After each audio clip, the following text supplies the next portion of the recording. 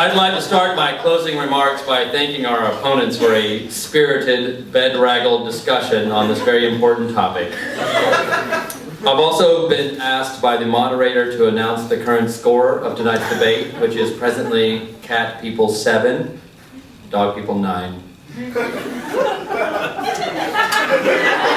Let's give the cat people, it's very close. I can only fuck up at this point. Let's give the cat people a round of applause for their thorough, albeit not as convincing, argument on the behalf of the cat. As we have each laid out our respective arguments, it seems to us that there are 3 basic ways in which cats and dogs can be useful to humans: companionship, service, and in certain places of the world, food. This last category, food, has been discussed the least here tonight because it is something most of us would prefer not to think about at all. But I ask you to consider the German Frankfurter, which, according to something I may have read on the internet, translates as dog sausage, or as we know it here, a hot dog. And who can argue that the hot dog is as important to America as baseball and apple pie? There is no similar food item that can trace its origin to the consumption of cat meat.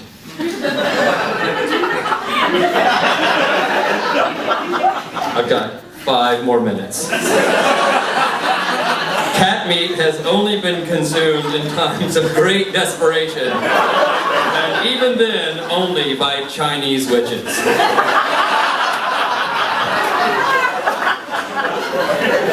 With regards to the second category, companionship, tonight it has been implied, or it has been amply illustrated, that dogs are social pack animals. They can look you in the eye.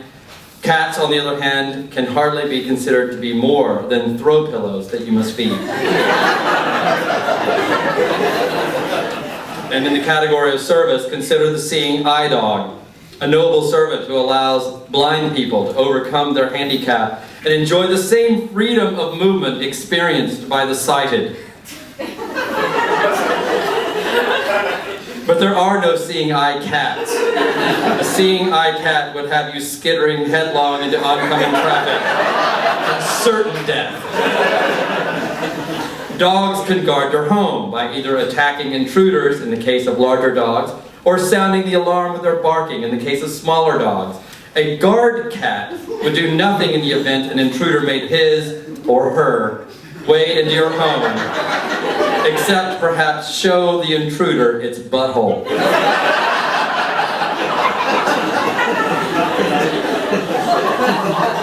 A dog can go for help.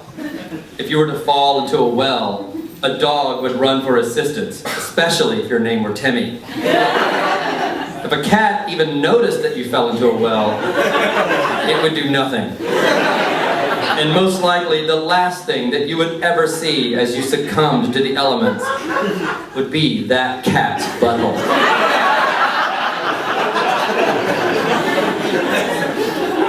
I want to close tonight with a story which I feel demonstrates beyond any hope of reasonable rebuttal the infinite superiority of dogs. Let's say that a dog owner, me for instance, goes out to take my dog for a walk. This has been mentioned as a negative, but allow me to purport that it is quite the opposite, and in fact can be life-changing. As I take my dog for a walk, I'm getting exercise.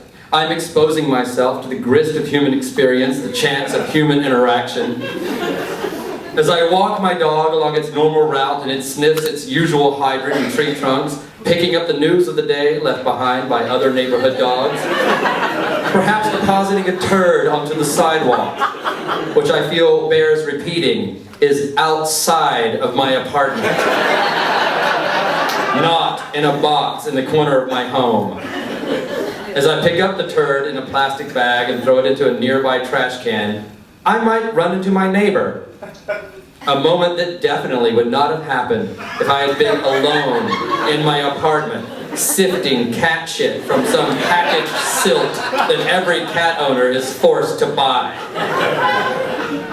But because I was out walking my dog, I did run into this neighbor. And the neighbor said, "Hey Miles, I'm having a small party at my apartment tonight. Would you like to come?" "Of course course, I say. Should I bring anything?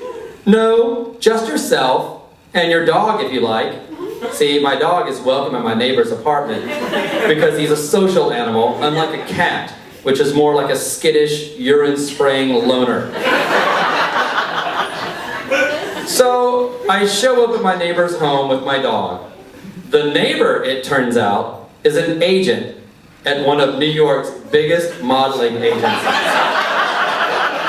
And the party is packed with beautiful women of Victoria's Secret quality or above.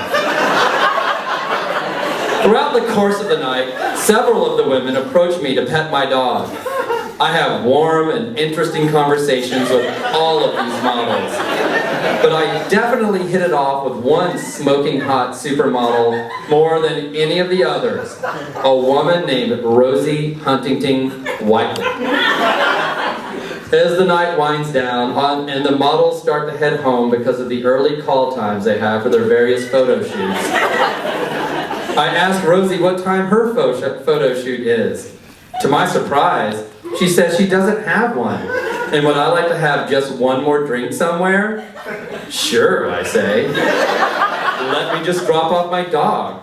So we head back to my apartment, where Rosie notices my wine collection. A humble rack of bottles, which range from decent table wines to some very special vintages. One bottle in particular catches her eye. Is that a 1987 LaFleur de Gay? Yes, I say. Do you like a good Pomerol? More than any other varietal, she says. I don't suppose I could talk you into opening it instead of going out to a bar for another drink. Let me get my decanter, I say.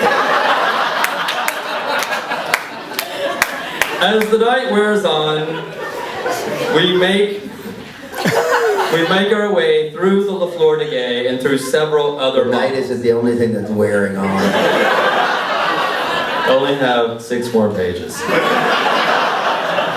We make our way through the LaFleur de Gay and several other bottles.